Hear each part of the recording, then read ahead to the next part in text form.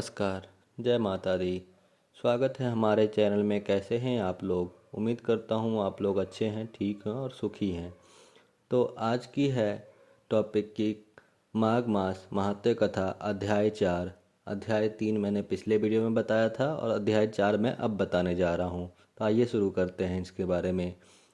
नारद जी ने कहा, ऐसा कहकर भगवान विष्णु मछली का रूप धारण करके आकाश से जल में गिरे। उस समय विंध्याचल पर्वत पर तप कर रहे महर्षि कश्यप अपनी अंजलि में जल लेकर खड़े थे। भगवान उनकी अंजलि में जा गिरे। महर्षि कश्यप ने दया करके उसे अपने कमंडल में रख लिया। मछली के थोड़ा बड़ा होने पर महर्षि कश्यप ने उसे कुएं में डाल दिया। जब वह मछली कुएं में भी न समा सकी तो उन्होंने उसे तालाब में डाल दिया।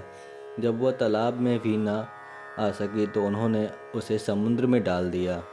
वह मछली वहाँ भी बढ़ने लगी। फिर मत्स्य रूप भगवान विष्णु ने इस शंखासुर का वध किया और शंखासुर को हाथ में लेकर वृंदावन में आ गए। वहाँ उन्होंने संपूर्ण ऋषियों को बुलाकर इस प्रकार आदेश दिया, मुनिवर, तुम जल के भीतर बिखरे हुए वेद मंत्रों की खोज करो और जितनी जल्दी हो सके उन्हें सागर के जल से बाहर निकाल लाओ। तब मैं देवताओं के साथ प्रयाग में ठहरता हूँ। तब उन तपबल संपन्न महर्षियों ने यज्ञ और बीजों से सहित संपूर्ण वेद मंत्रों का उद्धार किया। उनसे जितने मंत्र जिस ऋषि ने उपलब्ध किए वहीं उन बीज मंत्रों का उस दिन ऋषि माना जाना लगा। तंत्र तंत्र सब ऋषि एकत्र होकर प्रयाग में गए। वहाँ उन्होंने ब्रह्मा जी सहित भगवान विष्णु को उपलब्ध हुए सभी वेद मंत्र संप्रतित किया।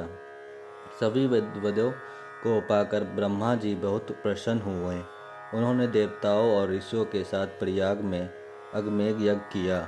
यज्ञ समाप्त होने पर सब देवताओं ने भगवान से निवेदन किया, देवतादेव जगन्नाथ, इस स्थान पर ब्रह्मा जी ने खोए हुए वेदों को पुनः प्राप्त किया है और हमने भी यह आपके प्रसाद से यज्ञ पाए हैं। अतः यह स्थान पृथ्वी पर सबसे श्रेष्ठ पुण्य की वृद्धि करने वाला एवं भोग तथा मोक्ष प्रदान करने वाला हो। साथ ही यह समय भी महापुण्यम और ब्राह्मति आदि महापतियों को भी सिद्धि करने वाला हो तथा तय स्थान यहाँ दिए हुए दान को अक्षय बना देने वाला भी हो। यह वर दीजिए।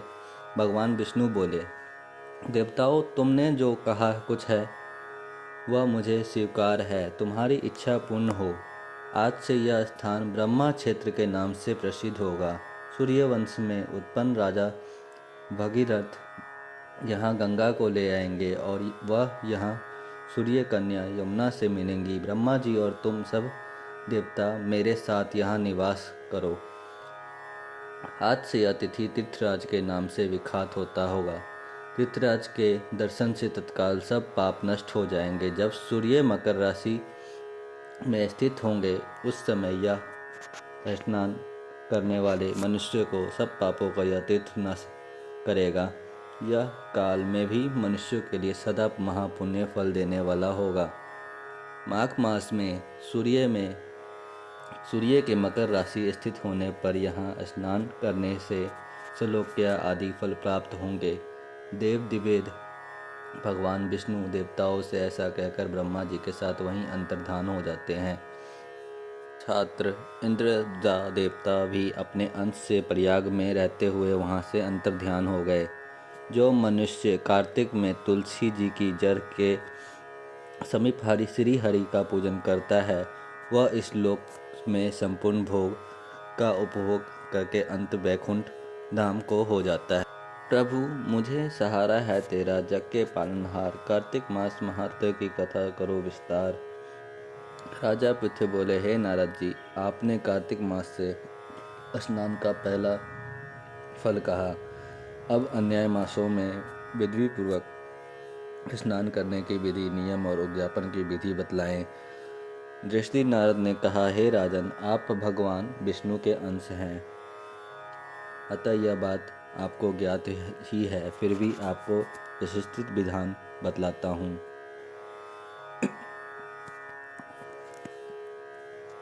आज की अध्याय में इतना ही था।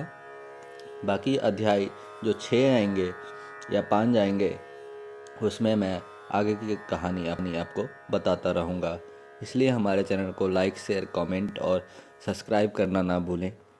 धन्यवाद।